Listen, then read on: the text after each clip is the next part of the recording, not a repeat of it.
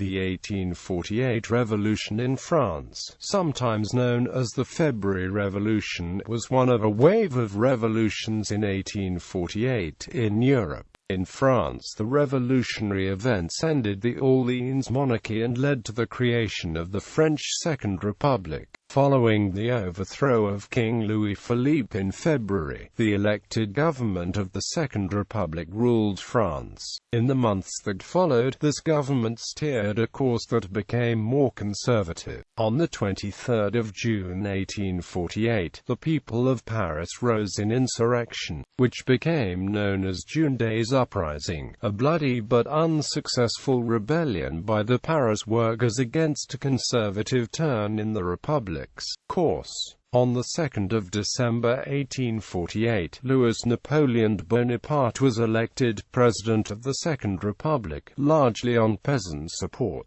Exactly 4 years later he suspended the elected assembly, establishing the Second French Empire, which lasted until 1870.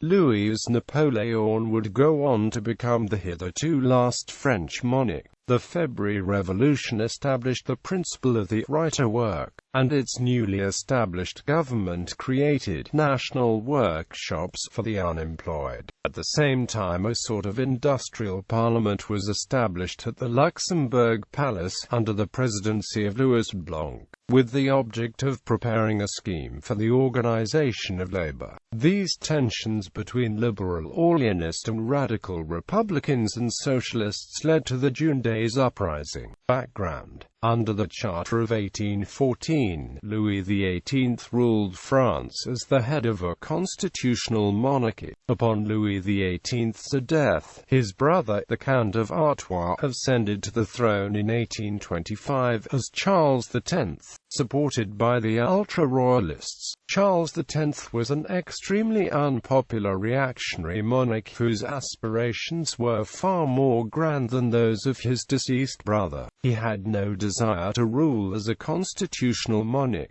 taking various steps to strengthen his own authority as monarch and weaken that of the lower house. In 1830, Charles X of France, presumably instigated by one of his chief advisers Jules, Prince de Polignac, issued the 4 Ordinances of St Cloud. These ordinances abolished freedom of the press, reduced the electorate by 75%, and dissolved the lower house. This action provoked an immediate reaction from the citizenry, who revolted against the monarchy during the 3 glorious days of 26 to 29 July 1830. Charles was forced to abdicate the throne and to flee Paris for the United Kingdom. As a result, Louis Philippe, of the Orleanist branch, rose to power, replacing the old charter by the Charter of 1830, and his rule became known as the July Monarchy. Nicknamed the bourgeois monarch, Louis Philippe sat at the head of a moderately liberal state controlled mainly by educated elites. Supported by the Orleanists, he was opposed on his right by the Legitimists and on his left by the Republicans and Socialists. Louis Philippe was an expert businessman and, by means of his businesses, he had become one of the richest men in France. Still, Louis Philippe saw himself as the successful embodiment of a small businessman. Consequently, he and his government did not look with favor on the big business, especially the industrial section of the French bourgeoisie. Louis Philippe did, however, support the bankers, large and small. Indeed, at the beginning of his reign in 1830, Jacques Lafitte, a banker and liberal politician who supported Louis Philippe's rise to the throne, said, "From now on, the bankers will rule."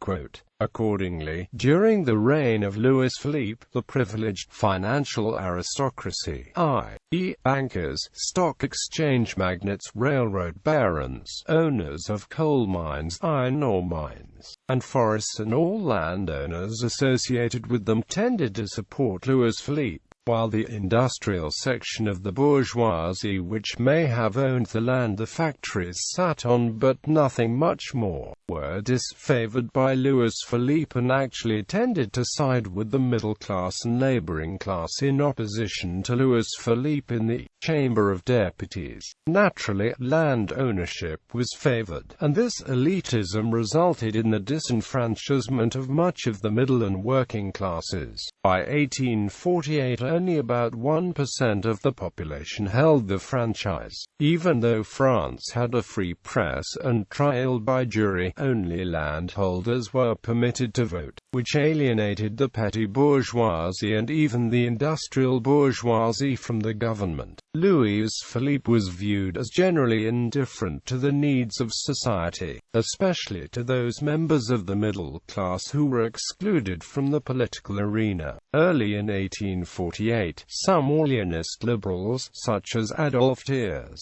had turned against him. Disappointed by Louis Philippe's opposition to parliamentarism, a reform movement developed in France which urged the government to expand the electoral franchise, just as the United Kingdom of Great Britain and Ireland had done in 1832. The more radical Democrats of the reform movement coalesced around the newspaper, La Réforme. However, the more moderate Republicans and the liberal opposition rallied around the Le National newspaper. Starting in July 1847, the reformists of all shades began to hold banquets, at which toasts were drunk to République Française, Liberté, Égalité, and Fraternité, etc. However, Louis Philippe turned a deaf ear to the reform movement, and discontent among wide sections of the French people continued to grow. Social and political discontent sparked revolutions in France in 1830 and 1848, which in turn inspired revolts in other parts of Europe. Workers lost their jobs, bread prices rose, people accused the government of corruption. The French revolt didn't set up a republic. French successes led to other revolts, including those who wanted relief from the suffering caused by the Industrial Revolution, and nationalism sprang up hoping for independence from foreign rulers. Alexis de Tocqueville had observed, "We are sleeping together in a volcano. A wind of revolution blows, the storm is on the horizon." Lacking the property qualifications to vote, the lower classes were about to erupt in revolt. Economic and international influences. The French middle class watched changes in Britain with interest. When Britain's Reform Act of 1832 extended enfranchisement to any person paying £10 or more per year, France's free press took interest. Meanwhile, economically, the working class may perhaps have been slightly better off than Britain's working class. Still, unemployment in France threw skilled workers down to the level of the proletariat. The only nominally social law of the July monarchy was passed in 1841. This law prohibited the use of child labor of those children under 8 years of age, and the employment of children less than 13 years old for nighttime work. This law, however, was routinely flouted. The year 1846 saw a financial crisis and bad harvests, and the following year saw an economic depression. A poor railroad system hindered aid efforts, and the peasant rebellions that resulted were forcefully crushed. Perhaps a third of Paris was on the dole. Dangerous writers proliferated, such as Louis Blanc and Pierre-Joseph Proudhon. Events of February, because political gatherings and demonstrations were outlawed in France. Activists of the largely middle-class opposition to the government began to hold a series of fundraising banquets. This campaign of banquets was intended to circumvent the governmental restriction on political meetings and provide a legal outlet for popular criticism of the regime. The campaign began in July 1847.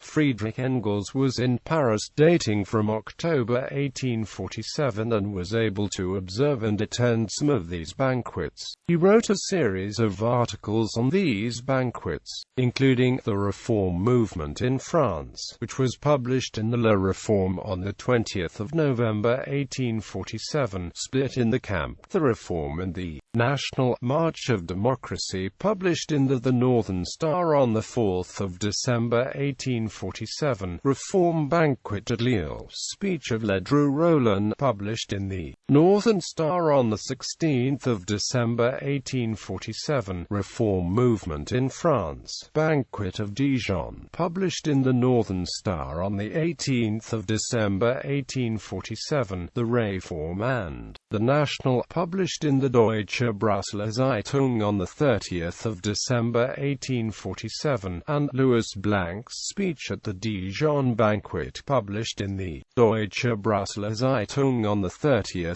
December 1847.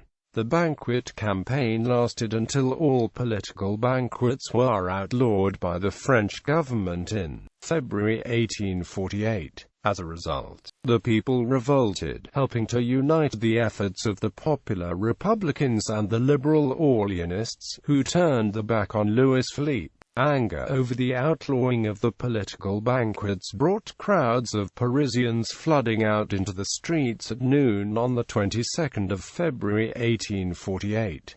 The crowds directed their anger against the citizen King Louis Philippe and his chief minister for foreign and domestic policy François-Pierre Guillaume Guizot, shouting, "Down with Guizot," and "Long live the Reform." The crowds marched past Guizot's residence. The crowds erected barricades in the streets of Paris, and fighting broke out between the citizens and the Parisian municipal guards. At 2 p.m. the next day, the 23rd of February, Prime Minister Guizot resigned. Upon hearing the news of Guizot's resignation, a large crowd gathered outside the Ministry of Foreign Affairs. An officer ordered the crowd not to pass, but people in the front of the crowd were being pushed by the rear. The officer ordered his men to fix bayonets, probably wishing to avoid shooting. However, in what is widely regarded as an accident, a soldier discharged his musket, which resulted in the rest of the soldiers firing into the crowd. 52 people were killed. Paris was soon a barricaded city. Omnibuses were turned into barricades, and thousands of trees were felled. Fires were set, and angry citizens began converging to the royal palace. King Louis Philippe abdicated and fled to the UK.